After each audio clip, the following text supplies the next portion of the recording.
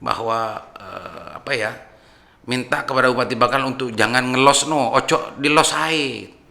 Ojo dilos ae.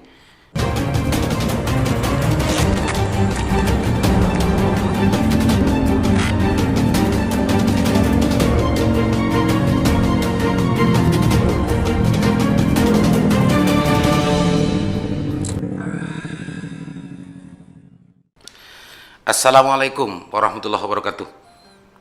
Jumpa kembali dengan saya Ali Haris di acara Sandasan Usik. Pemirsa Usik, masih tetap persoalan COVID-19 yang terjadi, khususnya ya tentang masalah kebijakan penyekatan Suramadu dan lain-lain.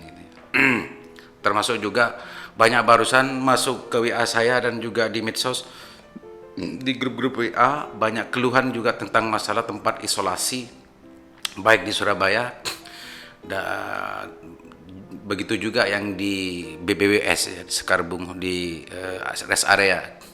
Banyak keluhan masyarakat tentang masalah penanganan dan pelayanan yang ada di sana. Tapi sebelum itu kita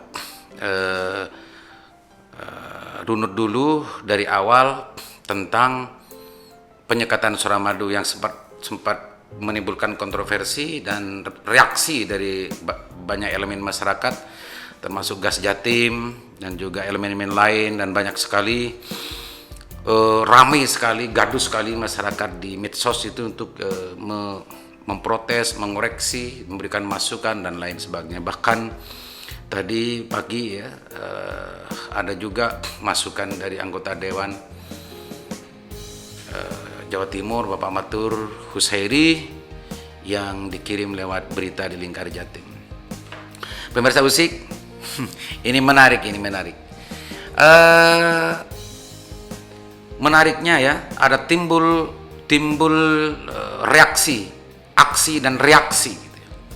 Penyekatan dimulai, kalau nggak salah pada tanggal 8 ya, kalau nggak salah waktu itu ya, awal penyekatan awalnya. Entah tanggal berapa pasnya kurang tahu. Terjadi kerumunan sangat luar biasa, banyak protes, banyak kontroversi. Ada yang bilang bahwa ini adalah sebuah kebijakan yang ugal-ugalan, ada yang bilang bahwa ini adalah sebuah kebijakan yang prematur, ada yang bilang bahwa ini adalah sebuah kebijakan yang tidak terkoordinasi sebelumnya. Tapi dalam perjalanannya beberapa hari ini juga ada gerakan aksi dan juga dari masyarakat yang tergabung dalam Gas Jatim, dan itu juga menimbulkan sebuah kontroversi dan reaksi dari tantretan yang ada di Surabaya, baik yang namanya Madas dan yang lain sebagainya. Ada semacam kurang pahaman kan, dan kurang sepahaman gitu ya, bahwa persoalan yang sebetulnya yang timbul itu bukan soal diskriminasi terhadap orang Madura, tapi diskriminasi kebijakan. Kebijakan itu menurut keterangan dari Humas dari Gas Jatim. Pemirsa Usik, kemarin setelah ini berjalan 1 minggu ya, kalau nggak salah 1 mingguan berjalan, kemarin terjadi sebuah insiden keras gitu ya, pada pagi-pagi buta gitu ya. Ada reaksi keras dari masyarakat yang menggunakan Suramadu, dan setelah itu karena dianggap ada ya ini lagi-lagi dianggap diskriminatif gitu ya. Ada orang yang sudah ngantri berlama-lama di situ untuk dilakukan swab sebagaimana mekanisme hari sebelumnya, dan juga ada yang diloloskan karena memang ada antrian dan macamnya. Itu mendapatkan reaksi keras dari masyarakat dan juga menimbulkan sebuah insiden yang sangat memalukan gitu ya di situ. Itu bentuk dari sebuah reaksi dan protes keras dari cara masyarakat memprotes kebijakan yang dianggap yang dianggap diskriminatif itu waktu itu, kebijakan yang dianggap diskriminatif. Yang lebih aneh lagi ini pemirsa Usik, ini lebih aneh lagi ya. Awal-awal Pak Wali Kota Surabaya ya, Pak Wali Kota Surabaya yang sempat ditulis di berbagai media itu bahwa minta kepada Bupati Bakal untuk jangan ngelos no, ojo dilos ae. itu sempat terekam dan ditulis di salah satu media nasional, itu Detik gitu ya, nulis itu juga. Seolah-olah apa ya, seolah-olah kebijakan penyekatan itu semua tidak dengan dilatar belakangi koordinasi yang matang, kalau melihat dari berita itu waktu itu. Tapi akhir-akhir ini setelah ada ada reaksi dan segala macamnya dari masyarakat, dan bahkan ada yang sampai ke Pak Wali Kota di Surabaya, meskipun tidak ditemui, justru ditemui oleh komunitas-komunitas masyarakat Madura Surabaya, dan itu juga menimbulkan suatu yang tidak baik juga. Itu ada isu ini adalah sebuah politik divide et impera dan lain sebagainya. Kenapa Pak Wali Kota tidak menerima secara langsung justru orang-orang Madura yang ada di Surabaya? Bahkan juga banyak berseliweran juga video-video menentang terhadap protes dari elemen Madura terhadap adanya diskriminasi kebijakan yang dijadikan alasan itu semua. Semua itu sebuah cerita yang tidak bisa lepas gitu. Ini sebuah cerita sambung menyambung. Cerita sambung menyambung. Dan akan kelihatan bagaimana sebetulnya cerita dari semua ini bisa disimpulkan sendiri oleh pemirsa USI. Kalau kemarin ya, setelah kejadian itu ada pertemuan antara Bupati dengan Pak Wali Kota, bahkan Pak Wali Kota dan Bupati melakukan jumpa pers bersama-sama bahwa yang ada di Surabaya itu adalah atas permohonan dari Bupati Bangkalan gitu ya. Sempat ada semacam itu dan lain sebagainya. Keterangannya itu bisa lihat pemirsa di tayangan YouTube-nya Lingkar Jatim. Kemarin dua kepala daerah ini bersama-sama menjelaskan tentang masalah pentingnya pengendalian COVID ini dengan kebijakan penyekatannya. Tapi ketika kita kembali kepada berita tadi di Detik itu, seolah-olah memang penyekatan ini seolah-olah sebelumnya memang tidak dilatar belakangi dengan urusan koordinasi yang matang, koordinasi yang jelas. Ini ketika bicara hanya antara Wali Kota Surabaya dan juga Bupati Bangkalan, termasuk juga gubernur gitu. Ibu gubernur, ini anehnya pemirsa Usik. Ini anehnya pemirsa Usik. Tapi semua itu bisa kita lihat, bisa kita simpulkan, bisa kita lihat, baca juz'un min juz'in gitu ya, kalau dalam bahasa pesantren itu, dari cerita ke cerita tiap hari itu ada banyak sebetulnya hal yang sangat menimbulkan pertanyaan besar itu, kenapa ini terjadi semacam itu. Terlepas dari urusan kontroversinya penyekatan di Suramadu itu bagaimana dan bagaimana. Kalau yang sekarang kan sudah ada kesepakatan katanya, kalau dalam penjelasannya kemarin itu untuk yang masyarakat yang mau ke Surabaya itu di swab dan disekat dulu di sisi Madura, dan yang di sisi yang ke Madura itu disekat dulu di sisi masyarakat di Surabaya. Kalau dalam memakai bahasanya Pak Wali Kota Surabaya, Pak Edi Cahyadi, orang yang masuk ke Surabaya itu dipastikan adalah orang yang sehat. Sebaliknya orang yang mau masuk ke Madura itu dipastikan adalah orang-orang yang sehat. Ini semua untuk bagaimana mengendalikan liarnya keterpaparan COVID-19 yang sekarang sedang meningkatnya itu pemirsa. Tapi simpulkan saja, lihat, nilai, baca, analis sendiri sedikit saja apa yang disampaikan Pak Wali Kota dan juga apa yang disampaikan oleh Bupati Bangkalan kemarin yang sempat kita saksikan itu pemirsa. Ada banyak pertanyaan-pertanyaan janggal, ada banyak pertanyaan-pertanyaan yang mungkin puzzle cerita dari sejak penyekatan awal sampai yang kemarin itu ada kesepakatan kedua belah pihak semacam itu. Apakah ada pertanyaan besar atau ada sesuatu yang janggal? Pemirsa Usik bisa simpulkan sendiri. Pemirsa Usik, kalau di Jawa Tengah, kalau di Jawa Barat gitu ya, yang menjadi pemain utama dalam konteks pengendalian penyebaran itu di masing-masing kabupaten kotanya, kayak di Kudus dan lain sebagainya, Pak Ganjar Pranowo itu ada di garda terdepan gitu ya, berbicara dan bagaimana mengatasi semua itu. Di Jawa Barat juga Pak Gubernur Jawa Barat justru menjadi orang garda depan bagaimana mengatur, membuat sebuah kebijakan yang sekiranya bisa dilakukan di situ, di Jawa Barat. Tapi kalau anehnya di Jawa Timur, khususnya Surabaya dan Bangkalan, justru yang menjadi pemain depan gitu, itu Pak Wali Kota Surabaya. Pak Wali Kota Surabaya. Dan anehnya juga, kenapa ya Bu Gubernur tidak menjadi orang terdepan dalam konteks ini? Karena kalau kita mau melihat dan juga menengok di undang-undang tentang masalah pemerintahan daerah, kalau sudah masuk ke dalam jalur lintas daerah antar dua kabupaten atau dua daerah, itu sebetulnya menjadi wilayah secara prinsipal itu adalah menjadi kewenangan dari gubernur gitu. Biar tidak saling salah menyalahkan. Kemarin kan sempat ada saling salah menyalahkan, bukan pejabatnya, tapi masyarakatnya. Ada sebagian masyarakat Bangkalan dan masyarakat Madura yang justru tidak sepakat dan mempertanyakan terhadap kebijakannya Pak Wali Kota Surabaya terhadap penyekatan itu. Di sisi yang lain, justru masyarakat Surabaya dan lain sebagainya itu justru mendukung terhadap apa yang dilakukan oleh Pak Wali Kota Surabaya.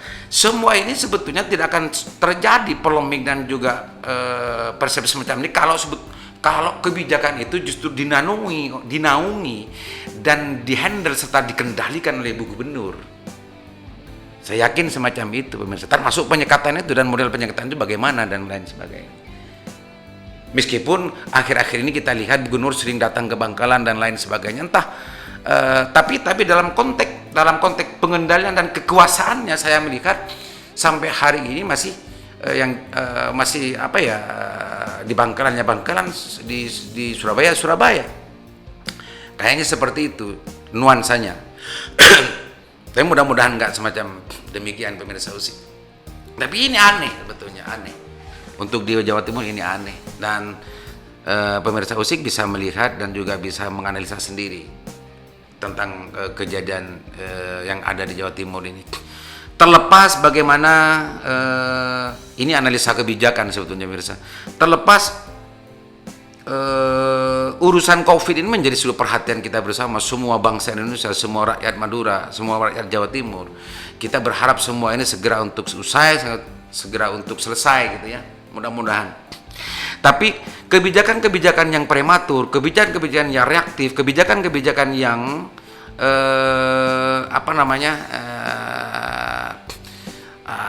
terlalu yang tanpa ada sebuah koordinasi yang jelas kalau sudah menyangkut antar lintas daerah, itu juga diakui tidak akan menimbulkan sebuah gejolak yang baru gitu ya, gejolak yang baru. Pemirsa Usik, ada banyak skema usulan sebetulnya yang dibawa oleh teman-teman Gas Jatim waktu mau menemui Pak Wali Kota, dan juga ada skema usulan sebetulnya dari anggota Dewan Provinsi Jawa Timur Bapak Matur Saidi yang tadi sempat kita tayangkan di berita Lingkar Jatim, bahwa sebetulnya untuk menghindari persoalan-persoalan yang semacam ini terjadi, mestinya semua daerah dan lain sebagainya itu justru diarahkan swab dan segala macamnya itu di kecamatan-kecamatan, sehingga alur Suramadu kalau memang nanti itu masih tetap mau dijadikan hal semacam itu, hanya sekedar memperlihatkan surat keterangan sehatnya. Pemirsa Usik, dalam persoalan ini kita persoalan analisa kebijakan, untuk sementara saya ajak pemirsa Usik untuk berpikir bahwa ada banyak cerita gitu ya, dari awal sampai terakhir ini, meskipun kemarin Pak Bupati dan Pak Wali Kota seolah-olah bahwa ini semua adalah dia berangkat dari sebuah koordinasi matang sebelumnya dan lain sebagainya, tapi kita semua bisa membacanya dari sejak awal sampai akhir itu ada hal-hal yang pertanyaan-pertanyaan besar, dan memang perlu untuk dicari sebetulnya apa yang sebenarnya terjadi. Itu pemirsa Usik. Yang kedua, ini sebelum selesai pemirsa Usik. Yang kedua, barusan dan sejak 2 hari terakhir gitu ya, ada banyak keluhan masyarakat yang saya terima baik langsung kepada secara japri, baik juga saya baca di medsos dan lain sebagainya tentang penanganan dan pelayanan isolasi baik di BBWS maupun di Surabaya. Ini tidak maksimal. Ini tidak, justru ada salah satu keluhan begini pemirsa. Sudah 12 hari, sudah 2 kali di swab, tapi hasil swabnya sejak swab pertama sampai swab terakhir itu juga dikasih. Sampai hari ini, sampai kapan itu? Terus yang kedua, ada temennya justru hanya karena chat dari dokter dia bisa pulang. Ini saya dapat pengakuan semacam itu, benar dan tidaknya saya kurang tahu. Tapi keluhan-keluhan semacam ini terjadi. Apalagi yang terjadi di daerah isolasi BBWS. Itu justru tidak maksimalnya pelayanan di situ. Itu justru dikeluhkan orang yang diisolasi secara langsung, memvideo dan lain sebagainya. Tidak jelas sampai sudah 5 hari tidak, hasil swabnya nggak dikasih, katanya ditanya besok keluar. Dan itu semua belum ada sebuah kepastian mungkin menurut saya kepada semua pihak petugas dan juga gugus tugas. Jelaskan dong, harus ada penjelasan secara jelas bahwa kalau sudah swab itu berapa sih waktu yang harus ditunggu untuk mengetahui hasil swabnya, agar tidak lama-lama, karena orangnya banyak yang sehat gitu, karena hasil swabnya belum ketemu, dia masih tetap harus terisolasi di situ. Di sisi yang lain juga ya, fasilitas-fasilitas yang ada di situ masih belum memenuhi gitu ya, belum memenuhi. Dan bahkan ini catat pemirsa, bahkan ada isu kalau ada duit bisa keluar dari situ. Ada isu demikian. Mudah-mudahan ini nggak benar. Ini ada isu dan saya 1-2 orang gitu ya yang bercerita ke saya semacam ini. Mudah-mudahan ini tidak benar, dan saya sampai hari ini memang belum mengkonfirmasi kebenarannya itu ke pihak-pihak terkait. Tapi mudah-mudahan ini tidak benar, dan kalau ini benar janganlah semacam itu. Itu pemirsa Usik. Karena orang yang diisolasi itu sebetulnya merasa ditahan, merasa dipenjara gitu. Merasa dipenjara. Jangan sampai ketidaktegasan petugas atau ketidakprofesionalitasan petugas menimbulkan sebuah reaksi yang lebih keras lagi dari masyarakat. Karena orang yang ada dalam isolasi itu pikirannya mungkin ingin ketemu dengan keluarga dan lain sebagainya, stres dan lain sebagainya. Bisa saja kalau melihat dan menyaksikan orang-orang yang dalam penanganannya tidak sama dan lain sebagainya, ini akan menimbulkan sesuatu yang tidak baik lagi. Pemirsa Usik, mudah-mudahan apa yang saya usik ini nyampe kepada